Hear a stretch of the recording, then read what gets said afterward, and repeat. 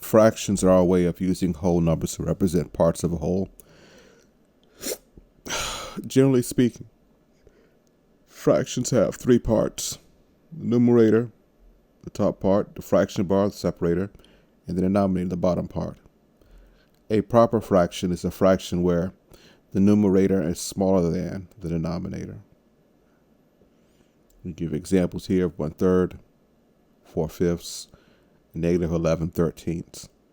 An improper fraction is a fraction where the numerator is greater than or equal to the denominator. Examples would be 3/3, 4/1, 11/3. A mixed fraction is a fraction that has whole and fractional parts: 3 2/3, 7 8/11, and 6 11/3.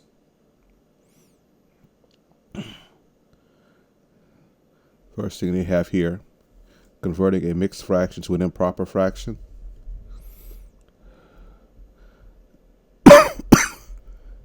A mixed fraction can be written as an improper fraction by multiplying the denominator of the fraction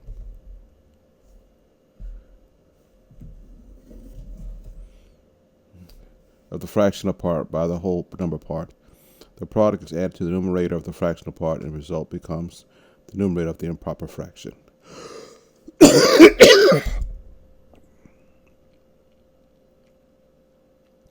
So I have here 7 3/8. So I would multiply 7 times 8 is going to be, everything is going to be over 8. So 7 times 8 is 56 plus 3. It's going to be 59 over 8. If I had something like 3 1/2, everything is going to be over 2. So 2 times 3 is 6 plus 1, which is 7/2.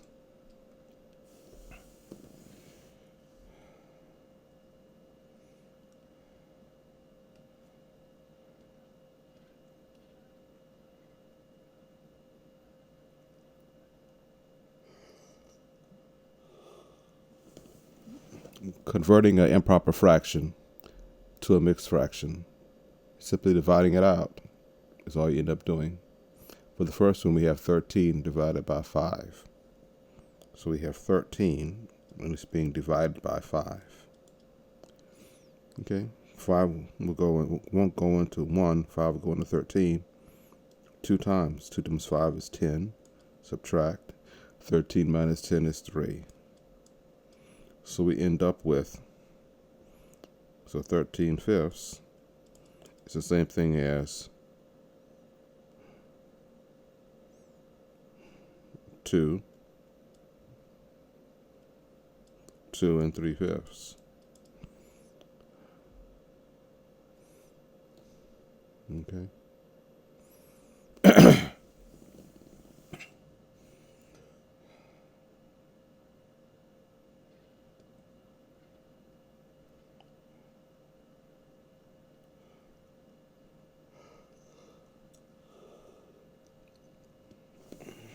Writing a fraction in simplest form.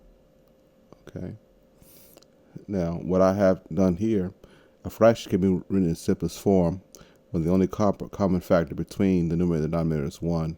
So you simplify it until those are the only common factors is 1. So what I have here is I have 4/8, and I use something called prime factorization. We write it out as just in order of its primes, which would be 1 times 2 times 2. And 8 would be what? 2 times 2 times 2. And you cancel whatever is common. And in this case here, 1/2. Another approach for this problem is, let's say I know my multiplication tables well. If I know my multiplication tables well, then I know that 4 will go into 4 one time. And I know that 4 will go into 8 2 times.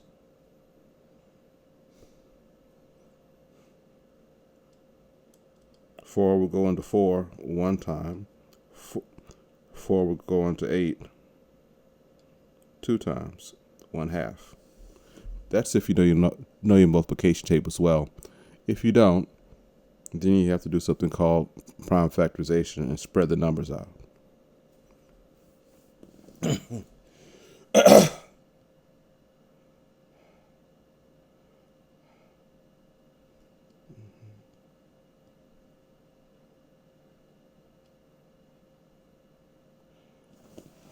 Next thing is adding and subtracting fractions with the same denominator.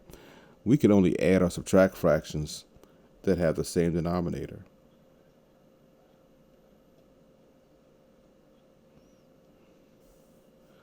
Okay. So for this first one here, we have 5/8 plus 3/8. So we have 5/8.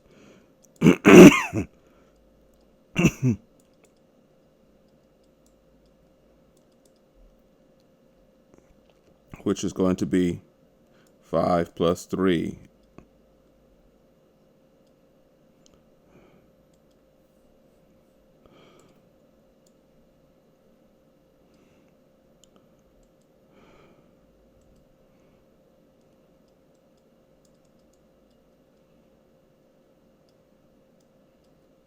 Which is just 8/8.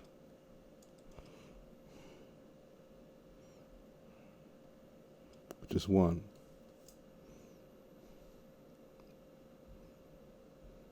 An example with subtraction would be 7/9 minus 4/9. Everything's over 9, so I have 7 minus 4, which is 3/9, which simplifies to 1/3.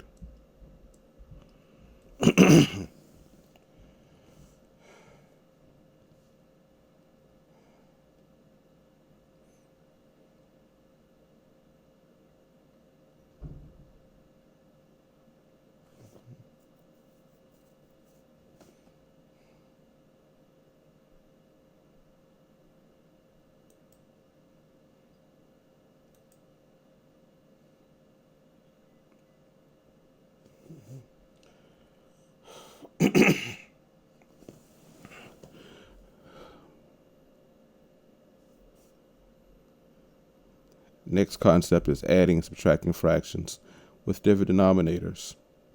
So when we add fractions with different denominators, we can't add them directly. We have to go ahead and rewrite one of them or both of them with the same denominator. So we have to find the least common denominator. Okay.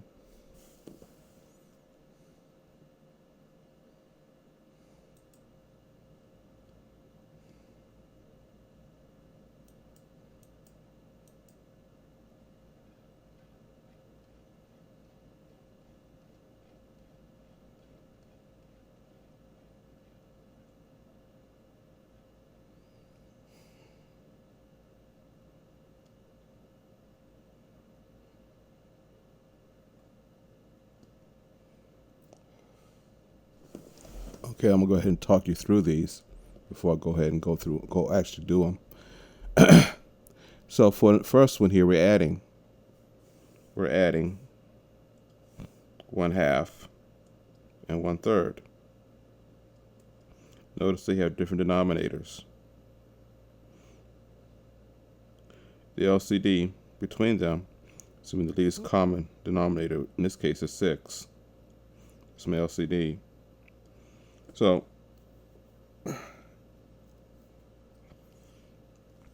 when you do that, you have to convert 1/2 to a denominator with 6 in it. So 2 will go into 6. 2 will go into 6 3 times. 3 times 1 is 3. That gives you my conversion here. Okay. Then I have to find the other one. Something with the denominator of 6. 3 goes into 6 2 times. 2 times 1 is 2. That gives me this fraction here. So I have 3/6 plus 2/6. 3/6 plus 2/6. here, which gives me 5/6 my final answer. Okay.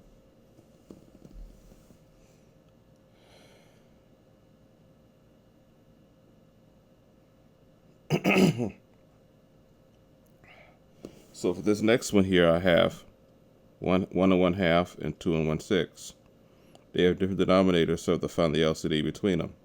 The LCD in this case between 2 and 6 is going to be 6. So I have to find the LCD here. So 2 goes into 6 3 times. 3 times 1 is 3. So I have 1 and 3/6 here. So now both of these have the denominator of 6. I go ahead and I convert these to improper fractions and I add them together. So I have 9/6 and 13/6. 2 times 6 is 12. And I add these two together. And I have 22/6, which is the same thing as 3 and 4/6, or 3 and 2/3.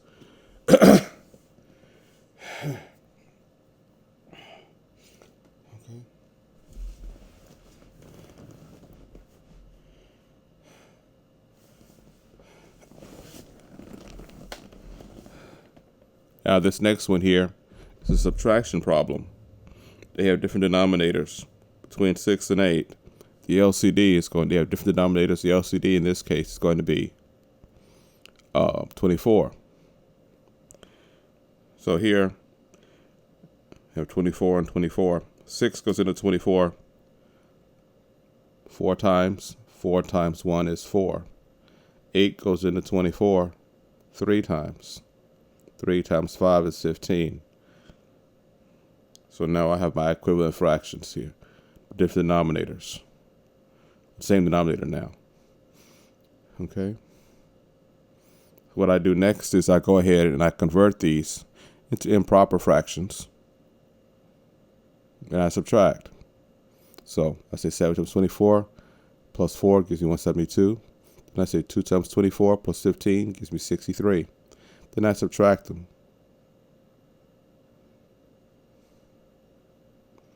That gives me 1/9, 109 over 24, which is the same thing as 4 and 13 over 24. Notice at this line here, when you add or subtract improper fractions, you don't have to worry about borrowing.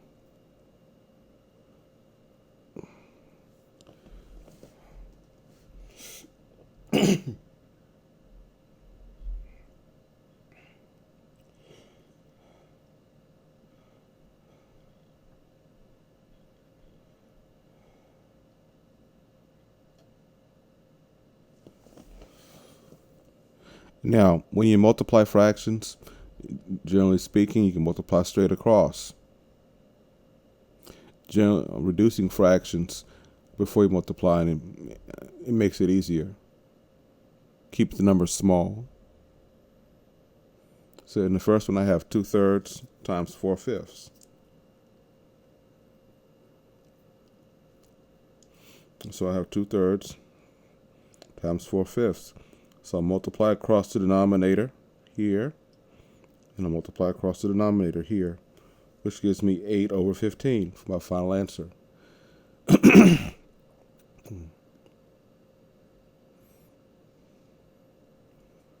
Next one I have 3/4 times 14 over 15.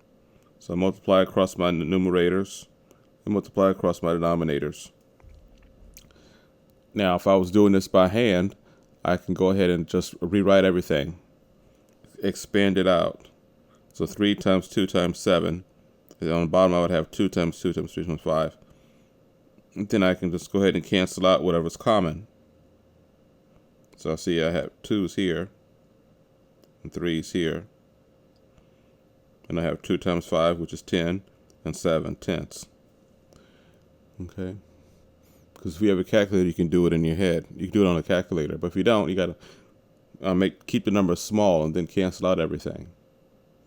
The next one here, I'm multiplying two mixed fractions. So I'll convert them to improper fractions. Then I multiply my numerators and my denominators. Okay. And I expand everything out to see what might cancel. 3's cancel there. And I have 17 times 3 is 51 over 2, which is 25 and 1/2.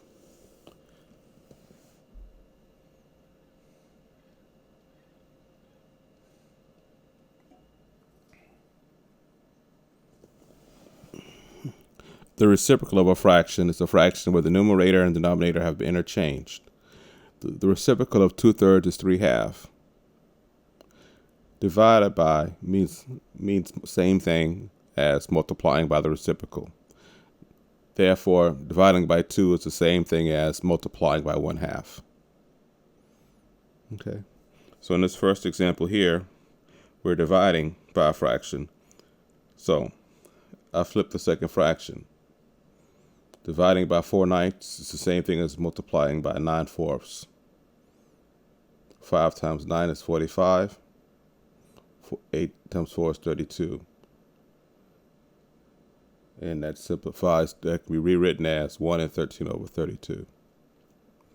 But the one thing you got to remember, you can only cancel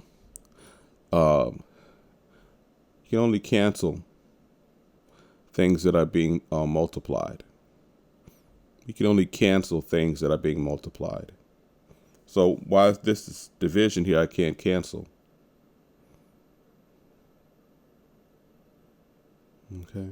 You can only cancel things that are being multiplied. So in this next one here, I have 3/5 divided by 12 over 25. I flip the second fraction. In this case, I expand it out. So I have 5s there, and then I cancel whatever is common. That 1/5 is going to go out. 1/3 is going to go out. So on the top of them, I have 5, and 2 times 2 is 4. For 5/4, so 1 and 1/4. This next one here, last one here, I have 2 3/4 divided by 1 and 5/7. So I convert them to improper fractions, and I flip the second fraction. Since we can only cancel things that are being multiplied. Okay. And it doesn't look like anything's going to cancel out here. So my final answer is 77 over 48, or rewriting that as a mixed fraction, 1 and 29 over 48.